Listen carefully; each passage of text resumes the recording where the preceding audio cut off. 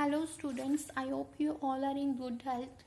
So students, now in this video we are going to revise chapter photosynthesis and respiration.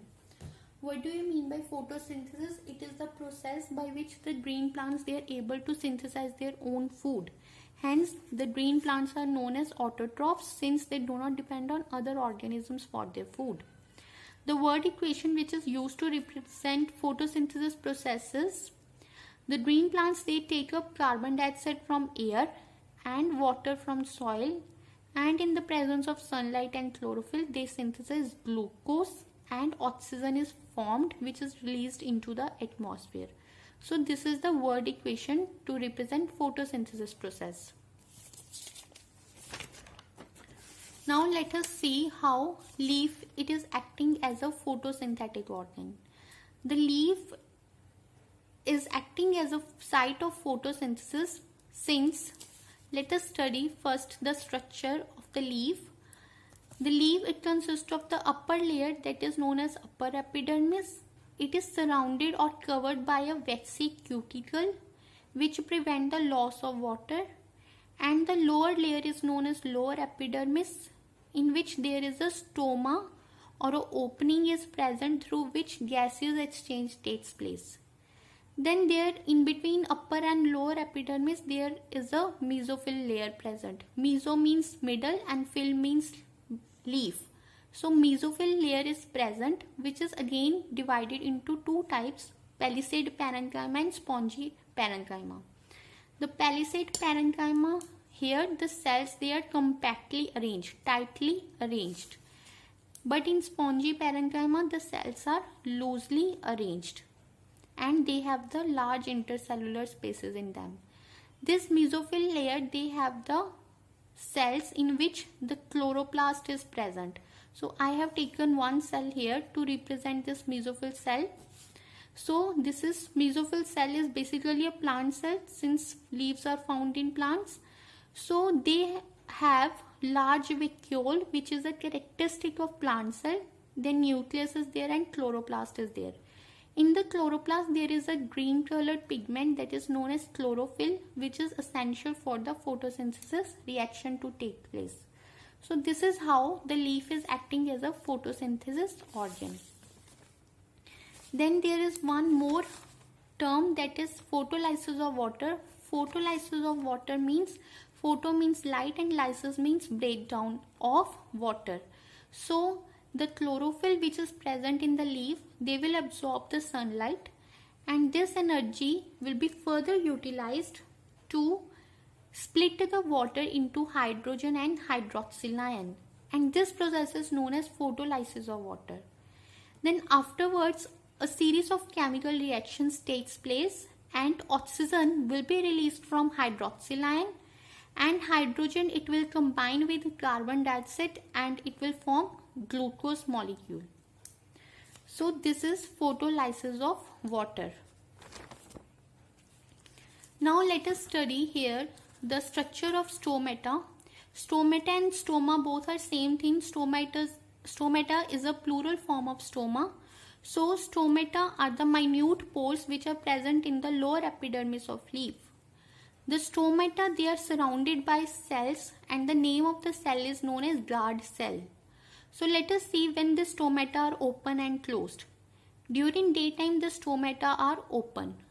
Why? Since the guard cells are turgid. Turgid here means they are full of water. And when the guard cells are turgid means full of water, the stoma is opened. But during night time the water is released from the guard cell and the stoma is closed. Now let us see the factors which are affecting the photosynthesis process. What are the factors here? Water, carbon dioxide, temperature, sunlight and chlorophyll. These are the factors that affect photosynthesis. Let us study about chlorophyll. Chlorophyll it is essential for the photosynthesis process to take place. Then sunlight. Less sunlight will slow down the rate of photosynthesis and bright light will destroy the photosynthesis process. Then the another one is temperature. optimum temperature is needed for the photosynthesis process to take place, and the optimum temperature is 20 to 30 degrees centigrade. And if the temperature is low, then the photosynthesis process will slow down. And if the temperature is 40 degree and above, then also the photosynthesis process will be low. Since the photosynthesis process involves enzymes. Enzymes are basically the proteins which get denatured. Denatured means destroyed at higher temperature. Then the other factor is carbon dioxide. Rate of photosynthesis is also increased with the increase in carbon dioxide concentration up to only 0.1%, beyond which the rate decreases. Then reduced availability of water causes stomata to close. Then also the photosynthesis process will be less. So these are the factors that affect the photosynthesis process. Now let us revise here about chapter respiration.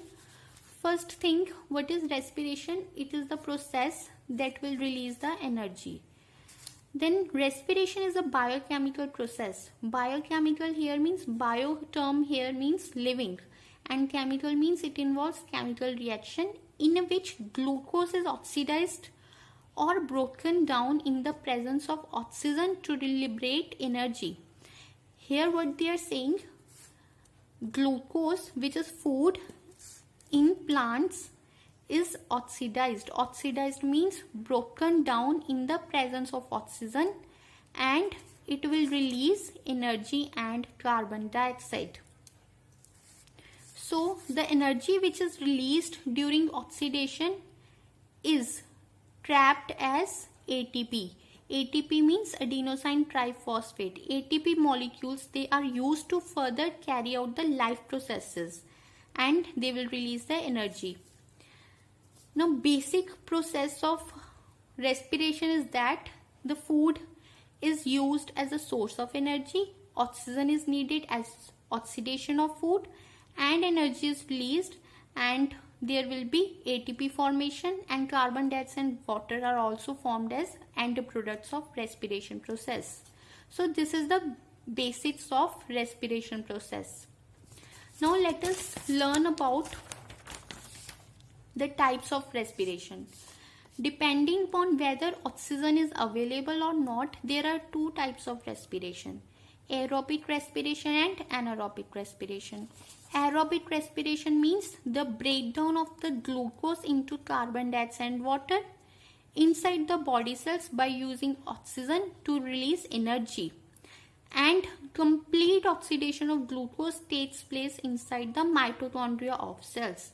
So what they are saying, aerobic respiration means this respiration is taking place in the presence of oxygen, and here the glucose is completely oxidized, completely broken down into carbon dioxide, water and energy. And anaerobic respiration is when glucose is broken down without the use of oxygen. It is known as anaerobic respiration. In this, there is incomplete breakdown of glucose. And what will be formed? Ethyl alcohol and carbon dioxide are formed in the anaerobic respiration. So the organisms in which aerobic respiration is taking place, they are known as aerobes. And the organisms in which anaerobic respiration is found, they are known as anaerobes. So let us again revise the differences between aerobic and anaerobic respiration. Aerobic respiration occurs in the presence of oxygen, and anaerobic respiration is in the absence of oxygen. Here the glucose is completely oxidized, and in anaerobic respiration glucose is oxidized incompletely, means it is broken down incompletely. In aerobic respiration glucose is completely broken down. Then carbon dioxide and water are formed as end product in aerobic respiration, but in anaerobic respiration ethyl alcohol is formed in plant cells and lactic acid is formed in animal cells as end products of anaerobic respiration. In aerobic respiration, more energy is released, but in anaerobic respiration, less energy is released. Then this aerobic respiration, it's found in most of the plants and animals, but anaerobic respiration is found in few organisms such as yeast and parasitic flatworms. Then aerobic respiration, mitochondria are needed, but in anaerobic respiration, mitochondria are not needed. So let us see here the major steps of aerobic respiration. It involves two major steps. First one is breathing. Breathing simply means exchange of respiratory gases between air and cells. So it is a physical or mechanical process, and it is associated with exchange of respiratory gases. What are the respiratory gases? Oxygen, which is needed for the breakdown or oxidation of food, that is glucose, and carbon dioxide is released. So it is associated with the exchange of respiratory gases between air and cells. And then is the cellular respiration. Cellular respiration is a biochemical process. Now let us revise here the respiratory organs in plants. In leaves, what is the respiratory organ? Stomata. Then in stems, in young stems, there is a stomata also, but in old woody stems, lenticels, which are the pores present in old woody stems, they allow the exchange of gases. But in roots, there are root hairs present which allow the exchange of respiratory gases. So let us now learn the differences between respiration and photosynthesis. Respiration, it takes place in the living cells of the body, in all the living cells of the body. But photosynthesis is found only in green parts of the plant. Respiration is found in all cells of the body. But photosynthesis, it takes place only in green parts of the plants. And respiration, it occurs all the time, during day also as well as during night. But photosynthesis, it is found only in the presence of sunlight, that is during daytime. Then respiration, it uses oxygen and releases carbon dioxide, but this photosynthesis, it uses carbon dioxide and releases oxygen. Respiration involves breakdown of glucose, and photosynthesis involves synthesis of glucose. So this is very important. Respiration involves breakdown of the glucose, but in photosynthesis there is a synthesis for formation of the glucose. Respiration occurs in mitochondria and photosynthesis occurs in chloroplast. And in respiration, chlorophyll is not needed, but in photosynthesis, chlorophyll, which is a green pigment found in chloroplast, is very much needed. So students, this is all for today. Take care everyone.